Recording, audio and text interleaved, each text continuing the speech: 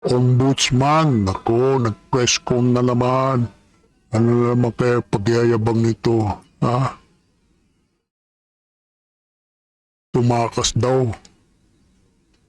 Pero babalik daw yung mag-ina, si Ligarda at saka si Lebiste.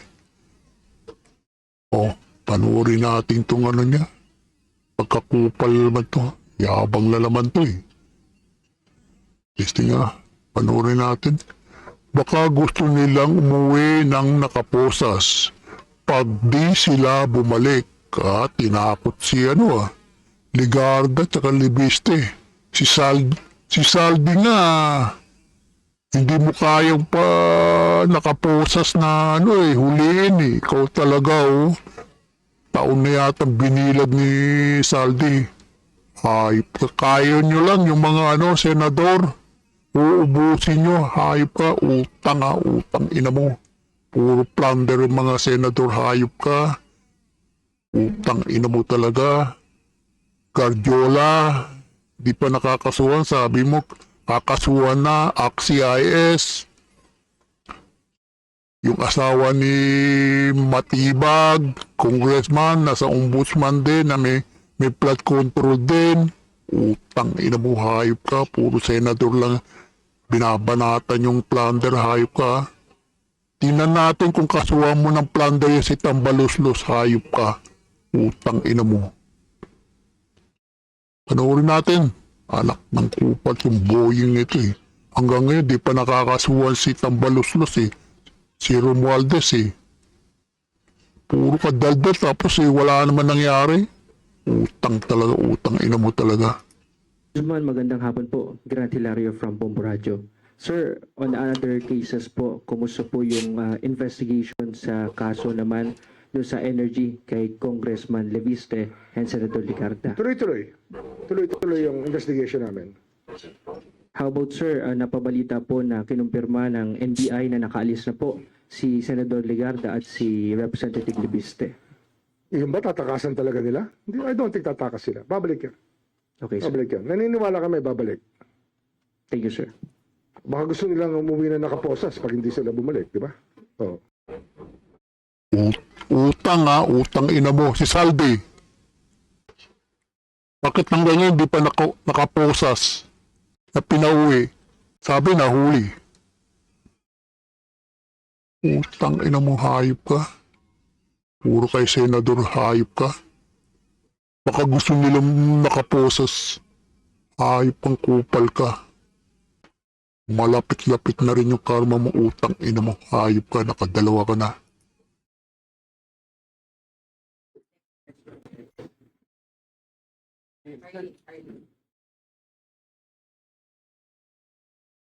Okay.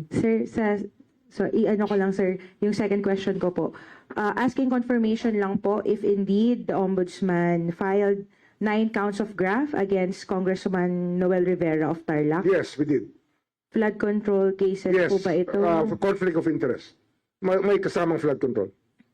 Conflict of interest sir as to why? Meron ba siya? Contractor.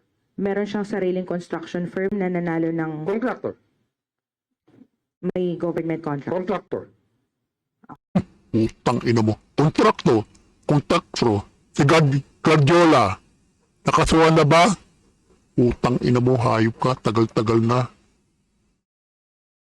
AXIS. Porkit yung AXIS, mga tulpo, mga tukmol. Hayop ka. Kontrakto. Utang ina mo. Guardiola, hindi pa nakakasuhan. Yung pinsan ng amo mong bangag, si Tambaluslos. Sabi ng amo mong bangag, kakasuhan na. Hanggang ngayon wala pang kaso. Utang ina mo, hayop kayo. Puro kayo drama. Okay, sir. Thank you po. Sir, yung next ko po, what can we expect from the Ombudsman now that the Senate Blue Ribbon Committee deferred all flood control investigations po sa inyong office? It's really about time that it's given to us. All the evidence and all the statements are given to our office to do it. Ano yan meron na namang process na ginagawa to make sure that the ends of justice are met. and we're doing it. We're here every day. Kahit kahapon, walang pasok lahat, andito kami. Pumapasok kami, nagtatrabaho kami. Will this speed You up? were here. I think you know that. Oh. Will this speed up the filing of cases po before the Sandigan Bayan or any Yung other ano, lower yung- courts? yung- Yung kayo, since ombudsman na lang po yung mag-investigate, mas speed up po ba yung filing of cases? Well, it was a big help when the Senate was giving us the evidence. But I think that we have learned our way through already. Ano na kami? We're almost 10 months in office. Almost 10 months na kami. By, was it Monday? Ano ba ngayon? Monday ba? Oh, I was appointed 10 months ago on Monday. So that should be, by that time, our learning curve is there already. Natutunan na namin yung, yung dapat matutunan dito. May sumandal. May sumandal. Apo. Malalaki likod dyan. Sir, update lang po on the ombudsman's bid to enlist former Public Works Chief Manny Bonoan as state witness. Tuloy po pa po ba yun? We are still, he will be our witness and we will act on the proper time. We're not frustrated by that. It's okay. It's something that the court, in its exercise of discretion, may not grant to us immediately, but it will happen. Bunuan, witness, utang ina mo. Utang baka kasuhan nyo na naman Baka pati ako kasuhan nyo, utang ina nyo. Utang Yes, nag-MR kami. Tsaka, hindi, he will still be a witness for us. He will cooperate with the government. Sir, meaning regardless kung ma-discharge siya dun sa existing cases, I think that's... pwede pa rin siyang Pwede pa rin mag-witness sa naman. iba. Hindi naman sa regardless. We still want him to be given a special status kasi nga, he's a cooperating witness. I think that it's very common in criminal law to have cooperating witnesses treated better than others. Sir Camille po from TV5. Sir, balikan ko lang po yung kay Martin Romualdez. So, I believe, sir, na you mentioned na po before na isa rin po sa mga pinagbasehan para dun sa application po ng PHDO against Romualdez, yung naging affidavit nga po nitong 18. Among others. Among Among sir. others. I mean, that's not the only evidence that we have. Marami kami ibang ebidensya pa. Pero sir, ano lang po yung assurance sa public? Kasi baka po isipin nila na, ayan na, nag-recant na yung iba, baka naman hindi natatabi Ang recantation ito. is frowned upon by the courts. That is the way that the courts are supposed to treat recantations. Especially, ito nga, twice na nag-issue ng testimonies against Romualdez itong mga to. Kaya, when we bring them up as hostile witnesses, makikita nyo naman Nalalabas namin sila as hostile witnesses. Sir, what will happen doon sa apat na since nag-recant sila, itong affidavit ay They'll be dadalhin charged. ba dito? They'll be charged. What charge, sir? To be part of the, as part of the, we will do it. We will, as one of the accused. Yung apat, bumaliktad na. Ang balita ko, sabi daw nila, 25 million. Bawat isa, apat sila, 100 million. Ewan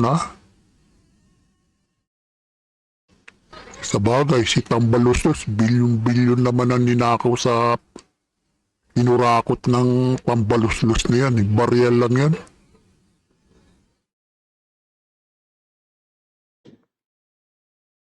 Na-charge namin sila. In which case? That's natural. That's natural. Kasi nga, kaya nga hindi sila chinarge. Kasi nga, tumestigo sila. Pag hindi sila tumestigo, di-charge namin sila. O, co-accuse na sila. Co-accuse sila ni Martin. Magiging co-accuse. Okay lang. Diba? 25 million naman Yun lang, nabili yung dignidad ng apat, parang si ICC, Impacta Claire Castro, yung dignidad niya, nabayaran na rin, araw-araw, fake news, si Impacta.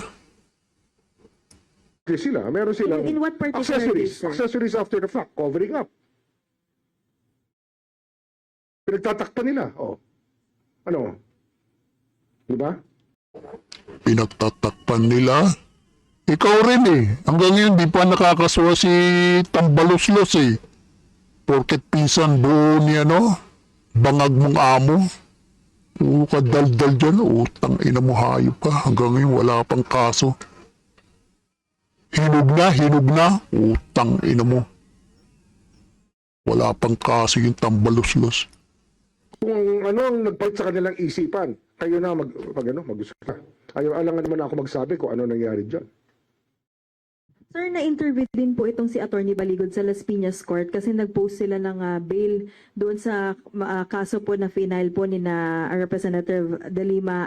Sa interview po sinabi ni Attorney Baligod na itong apat daw po ay inamin, yung may ilan daw po doon sa kanila na umamin na inaalok nga daw po ng pera para nga bumaliktad.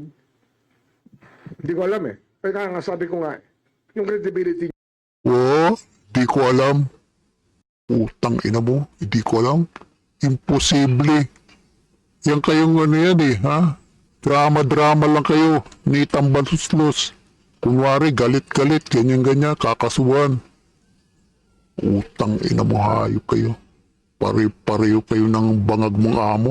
Kakasuhan na, yung huling sona. Kakasuhan na. Malungkot-lungkot pa si bangag eh. Kakasuhan na raw si tambaluslos eh. Utang ina, hayop hanggang ngayon wala pang kaso.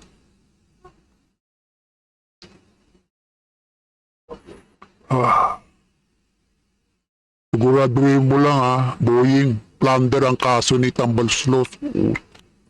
Ha? Kung hindi, utang talaga, utang ina mo pag hindi plunder ang kaso ni Tambaluslos. Babu!